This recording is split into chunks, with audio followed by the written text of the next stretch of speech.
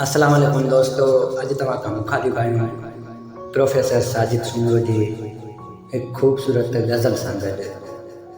था रोज़ जियूं ऐं रोज़ मरूं बि यार क़यामत छा हूंदी। था रोज़ जियूं ऐं रोज़ मरूं बि यार क़यामत छा हूंदी। ही नेठि ग़ुलामी आहे मियां बि यार हिमाकत छा हूंदी। हर ॾींहुं सज़ा में गुज़रे थो, हर राति कुफ़ारो आहे ॼण। हर ॾींहुं सज़ा में गुज़रे थो, हर राति कफ़ारो आहे ॼण।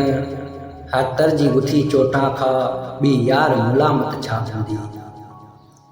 हर सुबुह गुज़ारियूं था हितड़े, हर शाम गुज़ारियूं था हितड़े। हिन जनम में था साह खणूं ॿी यार करामत छा हूंदी। हर सिज असां, हर चंड असां, हर साउ असां, हर ताउ असां। ॿी रोज़ अज़ल खां हितड़े थी ए वक़्तु इमामत छा हूंदी। तहज़ीब नदामत बासे थी, तारीख़ नदामत बासे थी।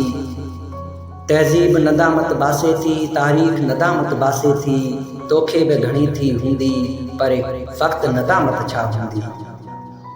गजगोड़ सिंधुअ जा मारिया तो ऐं कई मोर कुहाया तो।